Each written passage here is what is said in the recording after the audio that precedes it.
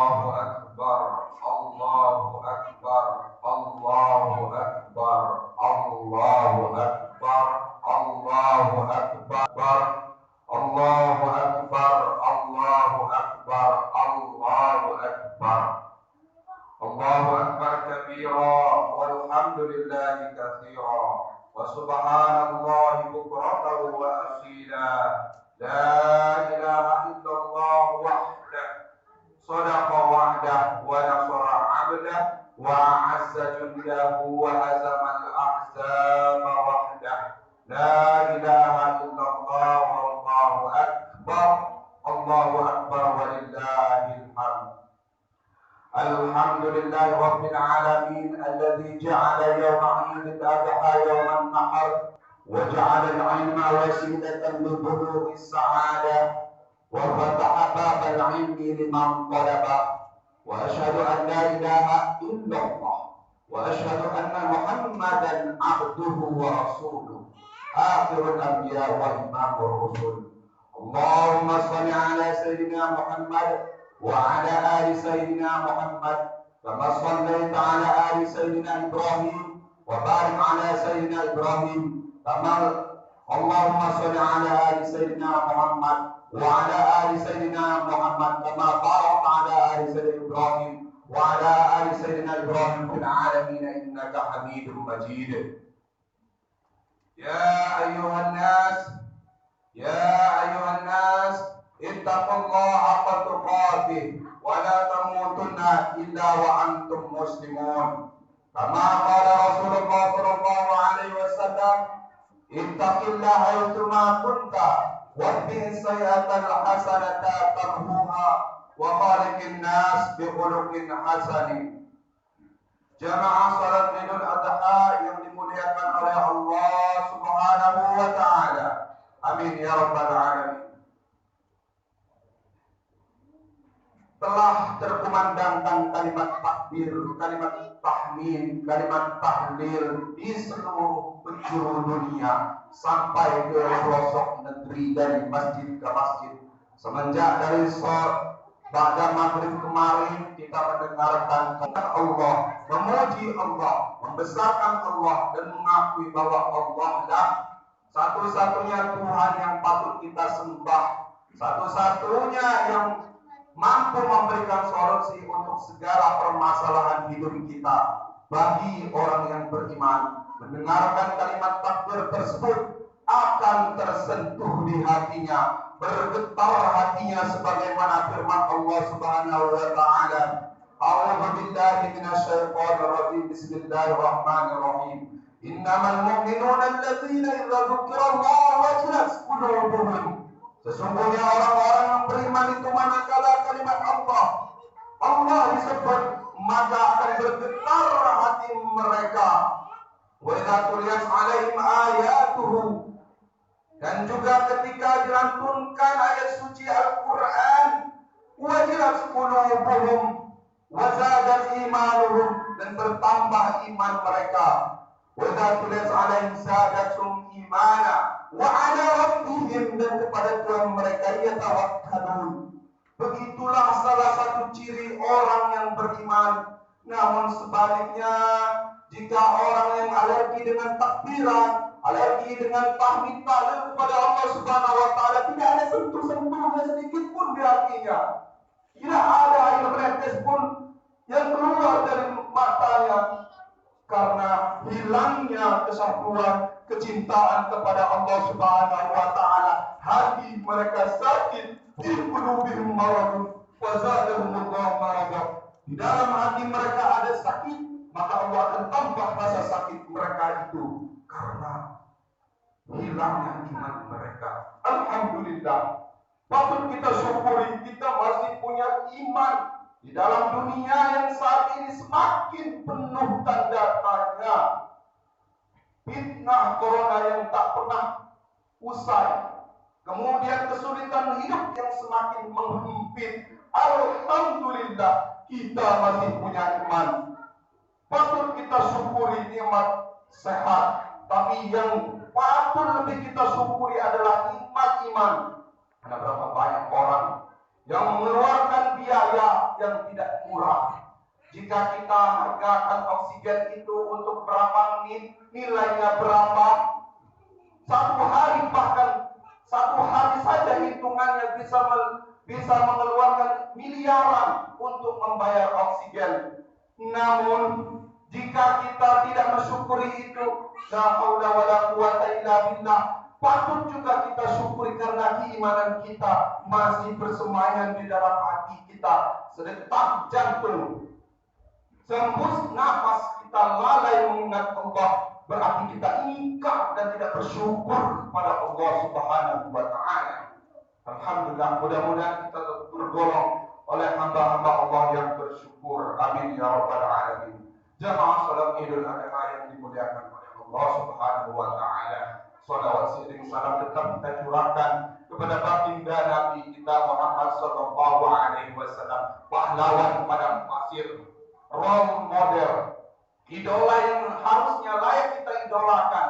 Bukan orang barat, bukan artis Korea buat anak-anak yang sekarang senang mengidolakan mereka, tapi Nabi kita, baginda Nabi besar Muhammad sallallahu alaihi wasallam, the top leader of the world, pemimpin umat sedunia. Maka itu yang harus menjadi kita idolakan. Kita mengikuti cara kesuksesan manusia lainnya, bisa sukses, apalagi jika kita mengikuti jejak langkah Nabi kita Muhammad SAW. Bukan sukses duniawi saja, tapi sukses akhirat juga. Amin ya rabbal alamin. Hadirin salat Idul Adha yang dimuliakan oleh Allah Subhanahu wa Ta'ala. Pada kesempatan ini izinkan khotib untuk mengingatkan diri saya pribadi untuk merenungi dan untuk belajar kembali mengenai peristiwa sejarah yang diberikan oleh baginda Nabi kita juga, Nabi Ibrahim dan anaknya Nabi Ismail. Kemudian juga ibadah haji yang biasanya dilakukan di setiap Idul Adha. Berikutnya juga Idul Kurban atau menyembelih hewan sebagai bentuk cinta kita kepada Allah Subhanahu wa Ta'ala. Yang pertama, ibadah haji yang akan saya jelaskan. Ibadah haji merupakan rukun Islam yang kelima. Allah Subhanahu wa Ta'ala berfirman dalam surat Ali Imran ayat 97 yang berbunyi, A'udzu billahi minasyaitonir rajim. Bismillahirrahmanirrahim. Walillahi 'alan nasi hajjul baiti man istata'a ilaihi sabila wa man kafara fa innallaha ghaniyyun 'anil 'alamin. Yang artinya ibadah haji sesungguhnya wajib bagi setiap manusia yang mampu melaksanakannya untuk Allah. Adapun barang siapa yang mengingkari, maka sesungguhnya Allah Maha Kaya dari seluruh sekalian alam. Shadaqallahul azim. Mengerjakan ibadah haji adalah kewajiban manusia yang mampu finansialnya, mampu kesehatannya, mampu berpikir, mampu untuk melaksanakan ibadah dengan niat yang Allah Subhanahu wa Ta'ala. Karena jika kita salah niat untuk menjalankan ibadah haji, Allah tahu niat hati kita, bukan untuk dipandang manusia, bukan untuk mendapatkan gelar ada awalannya haji di depan nama kita, bukan, tapi untuk menginvestasikan keimanan kita dalam bentuk mengeluarkan, berjuang dengan harta benda agar sampai kepada niat yang mulia, bertemu dengan Allah Subhanahu wa Ta'ala di Makkah Al-Mukarramah. Mudah-mudahan yang sudah berhaji semakin dijadikan Allah haji mabrur, semakin peka pada sosial, bukan karena untuk disebut-sebut, bukan, tapi sebagai tanda kecintaan kepada Allah Subhanahu wa Ta'ala. Ini yang menarik. Orang yang beriman rela mengeluarkan berbagai macam harta dan jiwanya agar sampai kepada Masjid Makkah Al-Mukarramah. Tidak sedikit untuk mencapai ke sana. Artinya orang yang mengamalkan itu perlu keyakinan tingkat tinggi bahwa Allah Subhanahu wa Ta'ala adalah tujuannya. Kenapa tidak? Karena banyak kita melihat di luar sana bergelimang harta, aset perusahaan ada di seluruh negeri, tapi belum pernah naik haji. Kenapa? Belum ada panggilan dari jiwa dan hati.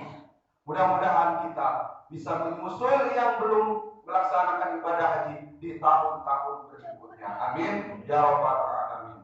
Walaupun sebenarnya dalam kondisi saat ini berbeda dengan 2 tahun yang lalu, 2019 ke belakang, ibadah haji itu terlaksana dengan sempurna. Berduyun-duyun orang dari seluruh penjuru negeri dengan berbagai macam suku, bangsa, dan bahasa.